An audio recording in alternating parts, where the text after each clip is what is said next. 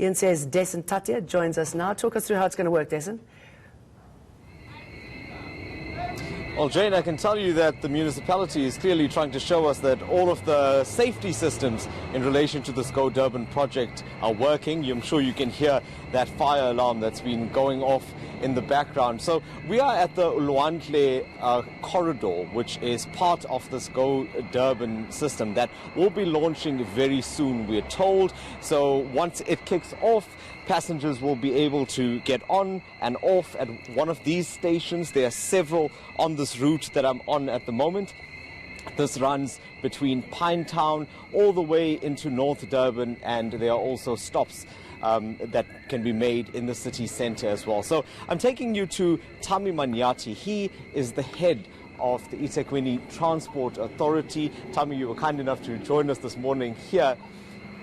We understand that this is just at the brink of being launched. Tell me if this is going to happen this month. No, I'd love it to be this month, but we're close. But it's probably going to take the next month or two to get everything finalized, especially concluding the negotiations with the affected operators that are going to be operating the new system here.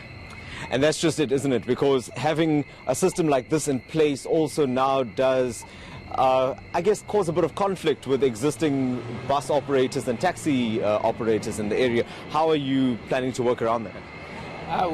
We like to think of it as offering an opportunity rather than causing a conflict.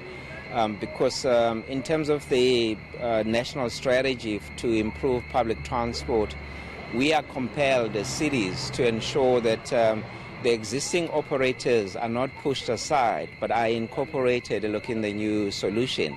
So the company that is going to be operating this corridor is the first of the Go Durban corridors to go live, is going to be made up of all of the affected operators, which involves the minibus taxi operators, some of the bus operators as well. So we see it as a massive opportunities for them. Tommy, if you look at the other cities in South Africa, we would be then the last to come to the party. Why has it taken us this long to get here?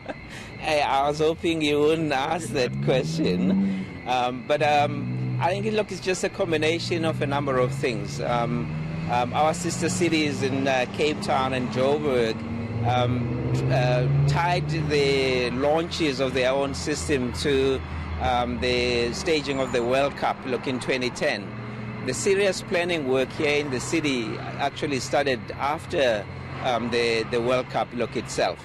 But it's been a useful thing for us to follow behind, because we've been able to pick up on some of the lessons from those cities and have improved on the solution that we put together for our city here.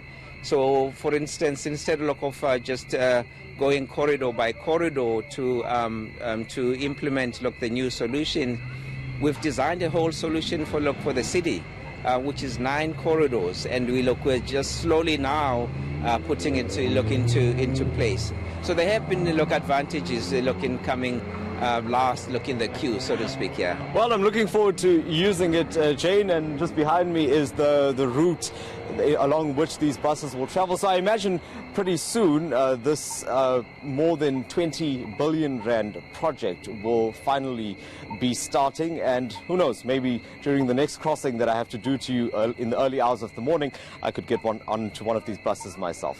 I think we'd like to see that. Thanks, Dessen.